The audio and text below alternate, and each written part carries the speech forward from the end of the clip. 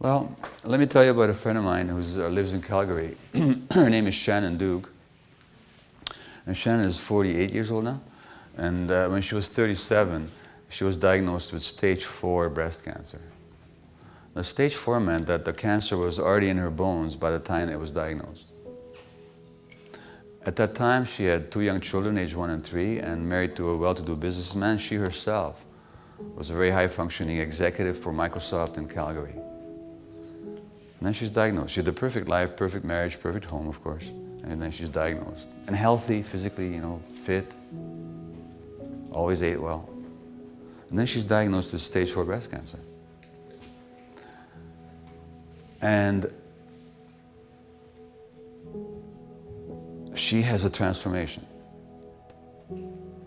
Now, she gets the best medical advice she can get anywhere in North America, and she traveled to New York and elsewhere. She got the best medical treatment, and with that, she was given 1 year to live, because that's the prognosis. Stage 4, despite the medical treatment, chances are you'll be dead in 1 year. Now, a year ago in February, just a year ago now, Shannon traveled to the Napa Valley of California with some of her friends, and they celebrated her 10th year survival and her 47th birthday. And the transformation that she experienced was that when she was diagnosed and started paying attention, she realized that her life had not been her life, because she was sexually abused as a child. And her response to the abuse was, of course, as many children will experience, it can't be about the adults, it's about me. So if this terrible thing happened to me, I must be a very bad person. So I have to be very good to compensate. So the good daughter who doesn't talk about it, doesn't disturb the waters, the good employee, the good student, the good wife who doesn't talk about the husband's addiction issues, because that would again disturb the waters.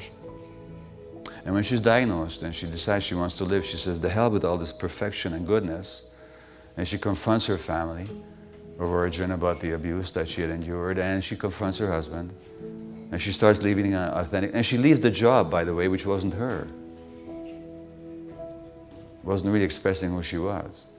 Now, 11 years later, the cancer is still in her bones, but it's completely inactive. But she knows that if she wants to stay alive, she needs to stay authentic.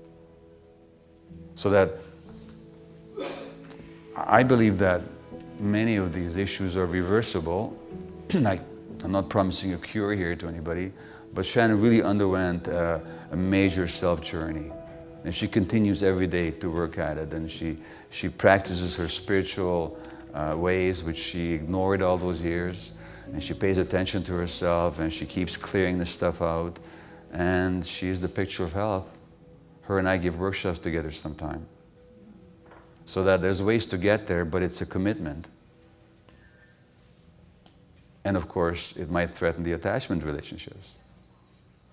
So that's always your call.